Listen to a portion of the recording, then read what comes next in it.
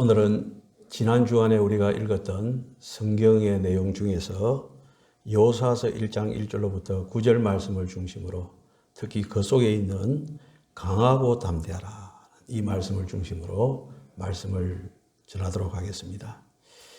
강하고 담대하라. 참 좋은 말씀 아닙니까? 그런데 저는 이 성경을 읽으면서 성경은 자주 읽어야 되고 열심히 읽어야 되겠다라는 생각을 해봤습니다. 왜냐하면 이 제목을 정하는 가운데 왜 이 제목을 정했느냐 하면은 강하고 담대하라 라고 했을 때 우리가 일반적으로 생각하기로는 하나님이 여호수아에게 강하고 담대하라 이렇게 말했다라고 생각하지 않습니까? 물론 하나님이 여호수아에게 강하고 담대하라고 했습니다. 그런데 제가 이번에 성경을 읽는 가운데서 이제 발견되어진 것이 무엇이냐면 이게 바로 레마의 말씀인데 발견되어진 것이 무엇이냐면은 강하고 담대하라는 이 말을 들은 사람은 한 사람입니다. 한 사람입니다. 그런데 강하고 담대하라고 말을 한 대상은 세 분입니다. 세 분이 이 말을 누구에게요? 세 분이 아니라 여러 사람이 모세에게 이 말을 했다는 것입니다. 첫 번째로는 먼저 강하고 담대하라는 이 말이 처음에 나오는 이 말씀은 신명기 31장 7절 말씀입니다. 오늘 여러분들에게 보내드린 아침 큐티 말씀 있지 않습니까? 그게 바로 오늘 이 말씀이거든요. 거기에 보면은 7절에 모세가 여호수아를 불러 온 이스라엘의 목전에서 그에게 이르되 너는 강하고 담대하라. 너는 이 백성을 거느리고 여호와께서 그들의 조상에게 주리라 맹세하신 땅에 들어가서 그들에게 그 땅을 차지하게 하라. 그렇게 말씀을 했습니다. 누가 누구에게 강하고 담대하라고요? 모세가 여호수아에게 이제 자기의 그 인도자의 통치권을 넘겨주면서 너는 강하고 담대하라. 이렇게 말씀을 했던 것입니다. 두 번째는 이제 오늘 우리가 봉독한 이 본문의 말씀입니다. 오늘 우리가 여호수아서 1장 6절로부터 이제 계속해서 말씀을 읽었는데 이 말씀에 보면은 1절로부터 9절 중에서 6절과 7절과 9절 말씀에 강하고 담대하라고 말씀했는데 이는 누가 하신 말씀입니까? 하나님이 하신 말씀입니다. 하나님이. 6절에 보면은 강하고 담대하라. 또 7절에 보면은 오직 강하고 극히 담대하여. 강하고 뭐라고요? 극히 담대하여. 또 9절에 보면은 강하고 담대하라. 두려워하지 말며 놀라지 말라. 네가 어디로 가든지 내 하나님 여호와가 너와 함께 하느니라 하시니라. 이렇게 말씀하고 있습니다. 하나님이 여호수아에게 강하고 담대하라. 이렇게 말씀한 것입니다. 세 번째 또 하나가 있습니다. 이번에도 강하고 담대하라고 했는데 이 여호수아서 1장 마지막 절 18절에 보면은 이런 말씀이 있습니다. 누구든지 당신의 명령을 거역하며 당신의 말씀을 순종하지 아니하는 자는 죽임을 당하리니 오직 강하고 담대하소서. 누가 한 말입니까? 이스라엘 백성들이 자기의 지도자인 누구에게요? 여호수아에게 우리는 철저하게 당신의 말을 들을 테니 강하고 담대하소서라고 이렇게 말을 했던 것입니다. 그래서 강하고 담대하라는 이 말을 들은 사람은 한 사람이지만 그 말을 하신 분은 누굽니까? 모세가 첫 번째로 말을 했고 또 하나님께서 직접 말씀하시고 다음에는 누가요? 온 이스라엘 백성들이 오직 강하고 담대하소서라고 이렇게 말을 했던 것입니다. 여러분들 우리 역시도 마찬가지로 강하고 담대해야 되지 않겠습니까? 이 세상을 살아가는데 여러분들 저는 이 교회 목회자로서 앞으로 이 교회가 어떻게 될 것인가 꿈을 꾸고 실천에 옮기는 그런 사람이 아닙니까? 제가 오늘 이 말씀을 읽고 참 도전을 많이 받았습니다. 저도 이 교회에 대한 원대한 꿈을 가지고 있습니다. 제가 4년 후에 5년 후에 이 교회를 그만둔다 하더라도 이제 은퇴한다 하더라도 그 이후에 펼쳐질 우리 동원교회의 그 비전, 목표, 또 모든 사람들이, 전국의 모든 사람들이 동원교회를 찾아오는 이런 꿈을 꾸면서 지금 일을 하고 있습니다. 때로는 될까라고 하는 이런 의심도 생기지만, 그러나 그럴 때마다 어떻습니까? 강하고 담대하라. 강하고 담대하라. 할렐루야. 예. 여러분들, 이렇게 강하고 담대하라는 이 말을 모세로부터, 하나님으로부터, 또 모든 백성들로부터 들었던 이 여호수아가 어떻게 됩니까? 여호수아서 1장부터 24장에 보면은 강하고 담대하는 하나님의 이 명령에 순종하는 여호수아의 모습을 발견할 수가 있습니다. 그 대표적인 것을 몇 가지 소개하자면은, 물이 철철 넘치는 요단강을 건넜을 때 이 여호수아는 강하고 담대한 믿음으로 요단강을 건널 수가 있었습니다. 여리고성을 점령할 때도 강하고 담대한 믿음으로 여리고성을 점령했지 않습니까? 아이성을 점령할 때도 그렇습니다. 강하고 담대한 신앙으로 아이성을 점령했습니다. 물론 1차적인 대패배가 있었지만은 낙심하지 않고 좌절하지 않고 다시 도전해서 아이성을, 그런 여호수아의 모습을 발견할 수가 있지 않습니까?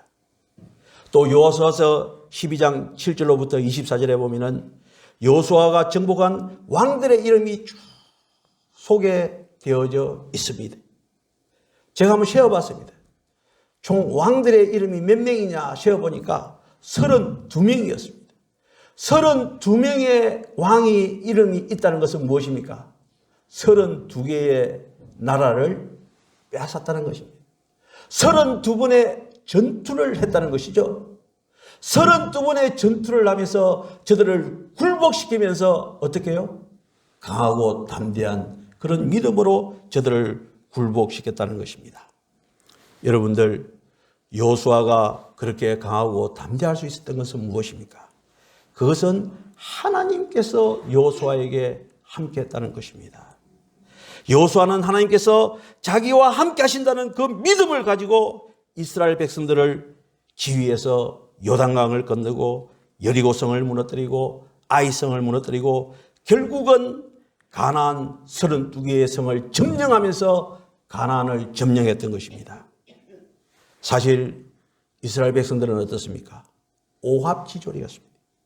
전쟁을 위한 준비가 되어 있지 않는 사람들이었습니다.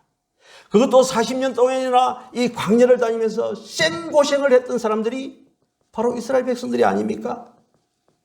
그런 저들을 데리고 가나안을 정복했다라고 하는 것은 하나님께서 함께 하신다라는 이 믿음 가운데서 강하고 담대한 믿음으로 가나안 땅을 정복할 수가 있었던 것입니다. 그 가나안 땅이 어떤 땅이었습니까? 불과 40년 전에 12명의 정탐꾼 중에서도 10명이 도저히 가나안 땅은 정복할 수 없는 거인들이 머무는 땅이다라고 평가하지 않았습니까? 그 거인들이 머무는 그 땅을 40년 후에 여호수아는 오직 강하고 담대하라는 이 믿음을 가지고, 하나님께서 함께 하신다는 이 믿음을 가지고 정복할 수가 있었던 것입니다. 사랑하는 성도 여러분, 그렇다면 우리의 형편은 어떻습니까? 가나안 땅과 같이 그렇게 녹록하지 않는 땅이 우리가 앞에 펼쳐져 있는 우리의 상황이 아닙니까? 여러분들, 그러나 우리가 영 안을 뜨고 바라보면 우리는 누구와 함께 있습니까? 하나님이 우리와 함께 하신다는 사실을 믿으시기를 바랍니다. 아브라함의 하나님이요, 이삭의 하나님이요, 야곱의 하나님이 바로 저와 여러분의 하나님인 줄로 믿으시기를 바랍니다. 그래서 우리는 강하고 담대한 믿음의 소유자가 되어야 되는 것입니다. 여러분들, 우리 조상들을 보면 그렇습니다. 초대교회 성도들이나 또 우리나라의 경우 일본의 식민지 통치 때, 그리고 6.25 동란 때, 그리고 그 많은 어려운 환경 속에서도 우리의 조상들은 강하고 담대한 신앙심으로 그 어려움을 눈물과 피로 이겨낸 사실을 우리가 너무나도 잘 알고 있지 않습니까? 1절에 여러분들에게 이 말씀을 드렸습니다마는 죽으면 죽으리라, 죽으면 살리라, 죽어요 그러면 살아요 라고 하는 이런 글들을 남긴 안희숙 여사의 경우 있지 않습니까? 제74회 일본 의회에서 일본 제국은 회개하고 폭정을 철회하라는 경고문을 던지고 평양에 옥살이를 했던 분이 바로 안희숙 여사가 아니겠습니까? 저는 또 말씀을 한번 드렸죠. 이 안희숙 여사 한 번은 부산에 왔다는 이야기를 들었습니다. 한번 그때 말씀드렸죠. 부산에 한번 목회하고 있을 때 부산에 왔다는 이야기를 들어가지고 한번 만나자고 하니까 바빠가지고 만날 시간이 없는 거예요. 그래서 제 아내가 말이죠. 이 역사적인 인물은 꼭 만나야 된다 해가지고 제 아이 둘이를 데리고 또 저도 데리고 제가 가는 게 아닙니다. 제 아내의 이끌림 속에서 부산역에 가서 만나가지고 사진을 찍었던 적이 있습니다. 아마 그게 이제 얼마 후에 안희숙 여사님 돌아가셨죠. 바로 그분 안희숙 여사의 이야기입니다. 평양 교도소에 있을 때 교도소장이 신사참배를 하지 않는 안희숙 여사에게 두 주먹을 가지고 책상을 쾅 치면서 나는 대일본 제국 천황 폐하에 충실한 사신으로서 자네에게 매일매일 일을 해서 국가에 봉사할 것을 명령한다 말하자. 그 말이 끝나기가 무섭게 이 안희숙 여사가 PPT 준비해 주세요. 무섭게 자리에서 펄떡 일어납니다. 그리고 소장이 쳤던 그 책상을 그 여린 여자의 손으로 꽝 치면서 눈을 부릅뜨고 이렇게 말했다는 것입니다. 천지와 만물을 그 말씀으로 지으시고 이제도 이 천지와 거기 있는 모든 것을 운행하시는 주 여호와 하나님의 종된 나는 하나님의 법을 어기고 사람이 굴복시키려는 명령에 복종할 수 없소라고 이 여린 여인이 그 소장 앞에서 소리를 쳤다는 것입니다. 이 소리를 들은 소장이 어이가 없어서 하고 말더라는 것입니다. 그리고 하는 말이 당신이 그렇게 신앙하는 당신의 신이 당신이 오늘 도와소라고 이런 말을 하더라는 것입니다. 여러분들 이게 바로 강하고 담대한 신앙의 모습인 것입니다. 이런 경우에는 성경에도 많이 나와 있지 않습니까? 바벨론 왕의 진미와 포도주를 거절하는 다니엘과 사드락과 메삭과 아벳느고의 경우가 그렇습니다. 다니엘서 1장 12절로 13절에 보면 청하오니 당신의 종들을 열흘 동안 시험하여 채식을 주어 먹게 하고 물을 주어 마시게 한 후에 당신 앞에서 우리의 얼굴과 왕의 진미를 먹는 소년들의 얼굴을 비교하여 보아서 보이는 대로 종들에게 처분하소서 하며 얼마나 놀랍니다. 포로의 신분으로서 자기들을 잡아간 그 나라의 황제 앞에서 이렇게 담대하게 말을 했던 것입니다. 그뿐만 아닙니다. 바벨론 왕의 신상의 절하기를 거절하는 사드락과 메삭은 또 어떤 말을 했습니까? 다니엘서 3장 17절로 18절에 보면은 만일 그럴 것이면 왕이여 우리가 섬기는 우리 하나님이 우리를 극렬히 타는 풀무 가운데서 능히 건져내시겠고 왕의 손에서도 건져내시리이다. 그리 아니하실지라도 왕이여 우리가 왕의 신들을 섬기지도 아니하고 왕의 세우신 금신상에게 절하지도 아니할 줄 아소서. 바로 이 말이겠습니다. 이게 바로 강하고 담대한 신앙의 모습인 것입니다. 여러분들 초대교회 시절 베드로 사도도 마찬가지입니다. 사도행전 4장 18절로부터 21절에 보면 이런 말씀이 있습니다. 그들을 불러 경고하여 도무지 예수의 이름으로 말하지도 말고 가르치지도 말라 하니 베드로와 요한이 대답하여 이르되 하나님 앞에서 너희의 말을 듣는 것이 하나님의 말씀을 듣는 것보다 옳은가 판단하라.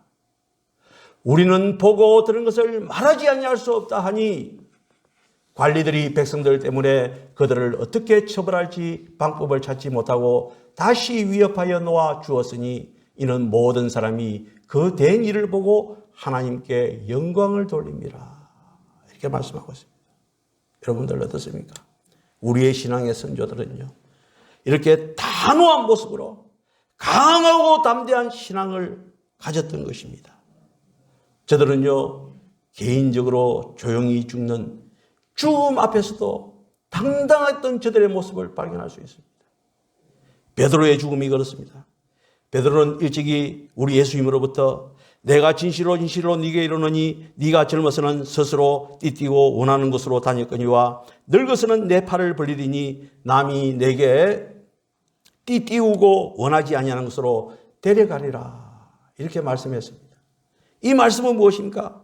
베드로가 앞으로 십자가에 죽을 것이다 라는 그런 내용의 말입니다. 이 말대로 베드로는 어땠습니까? 물론 성경에 기록되어 있지 않지만은 교회의 역사 속에 기록되어진 것을 보면은 베드로는 실제로 십자가에 못 박혀 죽었습니다.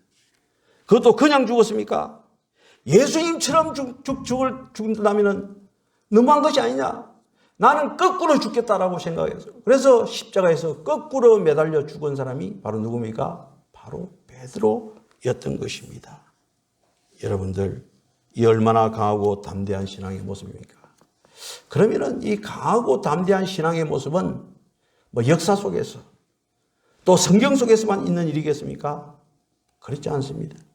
우리의 삶 속에서 저와 여러분 그리고 우리의 믿음의 동지들 속에서도 이 강하고 담대한 신앙이 얼마든지 나타나고 있다는 것을 우리가 발견할 수가 있습니다.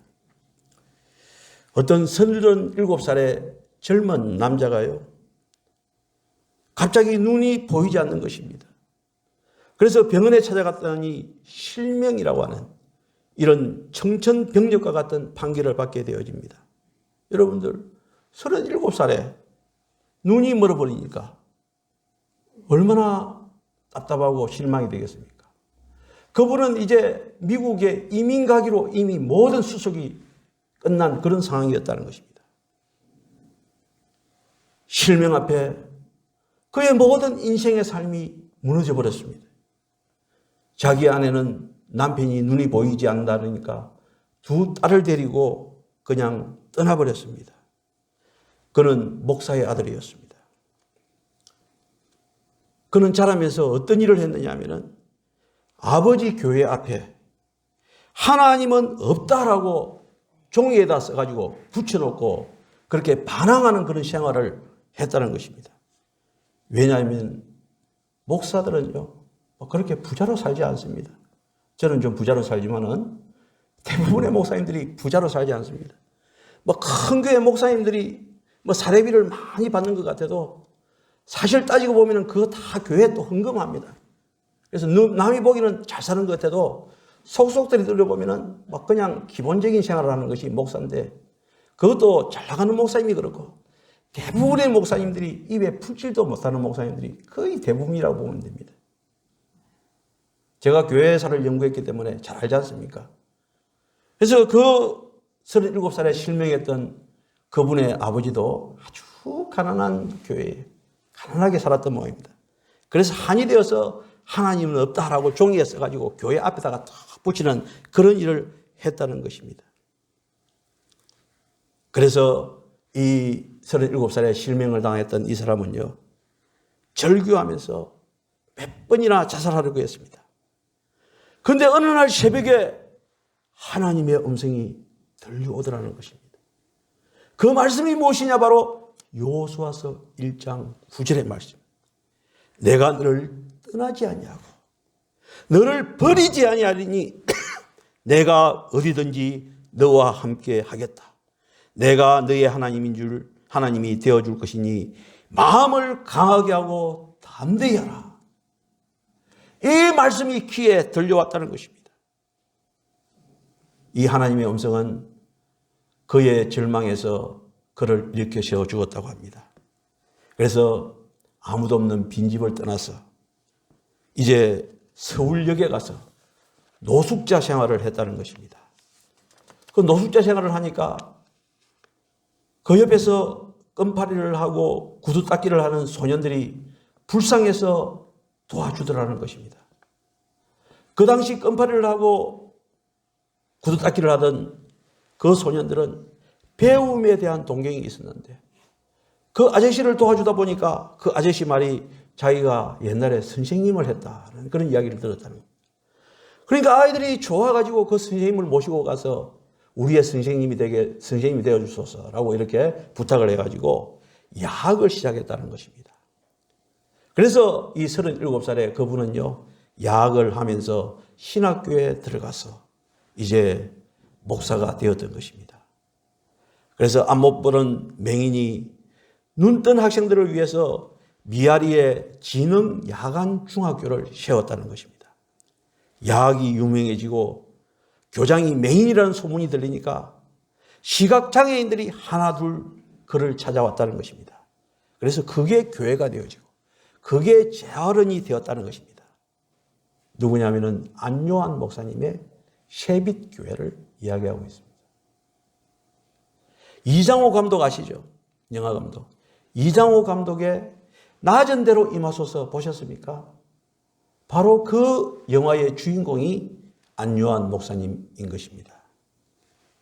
여러분들, 하나님은요, 절망하고 좌절해 있던 이 안 목사님에게 새벽에 들려줬던 그 말씀대로 안 목사님이 어디를 가든지 함께하고 단 한 번도 그를 떠난 적이 없었다는 것입니다.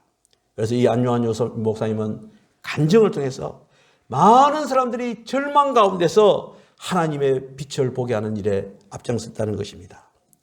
그가 처음 미국으로 간증하러 가기 전에 어머니가 계신 시골집에 가니까 학교 문턱에도 가보지 못한 그 어머니가 여비에 보태쓰라고 미국 돈을 지어주더랍니다. 그래서 받아보니까 그게 1달러였다는 겁니다. 1달러. 여러분들, 1달러가 큰 돈입니까? 작은 돈입니까? 아주 작은 돈입니다. 이집트 공항에, 카이로 공항에 내리면요, 아이들이 슬리퍼 있지 않습니까? 시커먼 또 떨어진 그 슬리퍼를 신고 한 3, 40명이 내리는데 문 밖에 나가면 쫓아옵니다. 와가지고 다 손을 내밀면서 뭐라는 줄 압니까? $1, $1.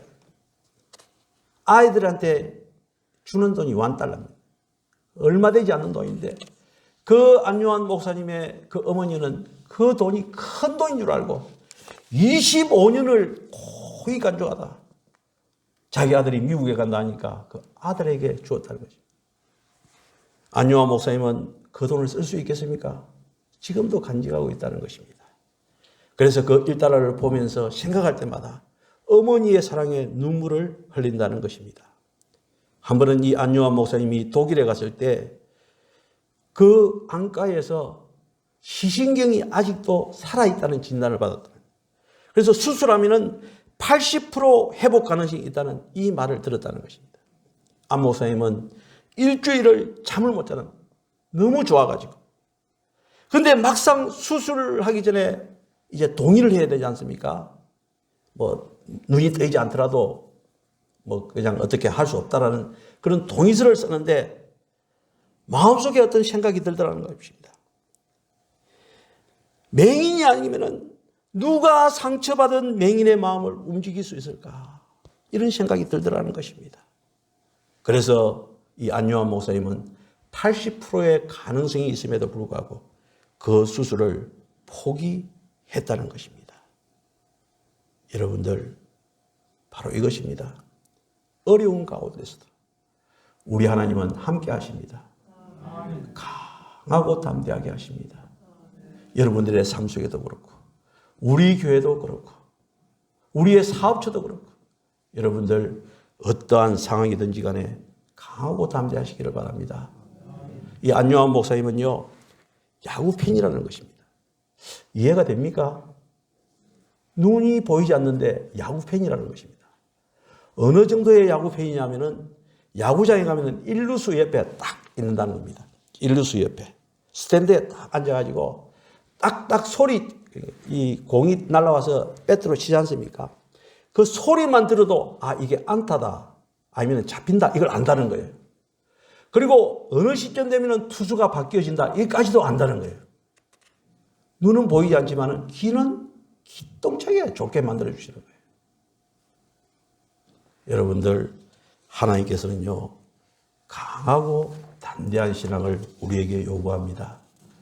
여러분들, 어떤 상황이든지 주눅 드시지 마시기 바랍니다. 왜냐? 하나님이 함께 하시는 것입니다. 우리의 삶에도 이 안요한 목사님처럼 또 안희순 교사처럼 그런 믿음의 사람이 될 수 있는 하나님의 백성이라는 그 정체성이 있다는 사실을 믿으시기를 바랍니다. 따라서 우리는 이 세상 살아가면서 오늘 이후에 세상 속에 나아갔을 때 담대한 마음으로, 강성한 마음으로 우리가 승리하면서 살아갈 수 있는 우리 모든 성도들이 되시기를 주님의 이름으로 축원합니다. 기도드리겠습니다.